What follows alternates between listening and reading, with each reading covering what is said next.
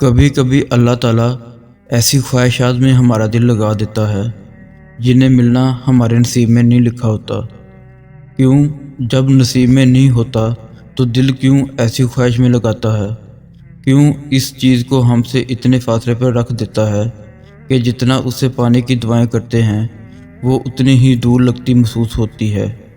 کیونکہ اللہ تعالیٰ تمہیں اس مقام تک لانا چاہتا ہے جہاں صرف اس کے محبوب بندے ہوتے ہیں، وہ مقام جہاں تک سب کی رسائی نہیں، وہ مقام جہاں تمہارا صبر، تمہارا توکل، تمہارے آنسو، تمہارے سجدے اور تمہاری عبادتیں تمہیں اس کا پیارا بنا دیتی ہیں۔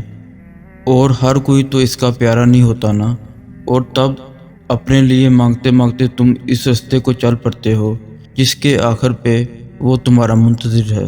سکون نہیں ہے، بے چینی بڑھ جاتی ہے، دل پھٹنے لگتا ہے درد کے مارے۔ پتہ ہے ایسا کب ہوتا ہے؟ جب ہم ضد کرتے ہیں، جب ہم نصیب سے لڑائی کرتے ہیں، جب ہم خود کو معاف نہیں کر پاتے۔ ہمارا مسئلہ ہی یہی ہے کہ ہم منہ سے تو کہہ دیتے ہیں کہ اللہ پہ چھوڑ دیا ہے، یہ معاملہ اب جیسے وہ کرے گا اسی میں ہم راضی، لیکن دل میں پھر بھی کہیں نہ کہیں ہم چاہتے ہیں کہ وہ ہی ہو جو ہم چاہتے ہیں۔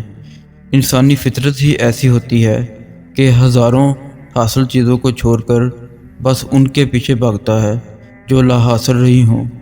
کیوں نہیں سمجھتے کہ جس کو تم سے 70 ماؤں سے زیادہ محبت ہے وہ کیسے تمہیں تکلیف میں رکھ سکتا ہے؟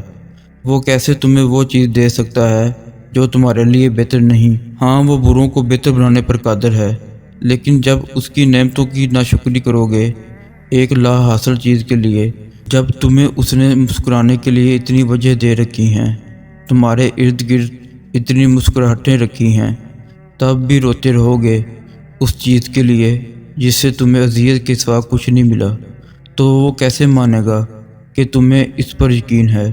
بس ایک دفعہ اس کے فیصلوں پر راضی ہو جاؤ۔ اسے تم سے بے پناہ محبت ہے، بس ایک دفعہ اس کی محبت کی لاج رکھ لو۔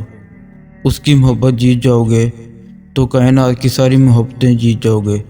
یقین رکھو گے تو یا وہ نصیب بدل دے گا یا دل موڑ دے گا۔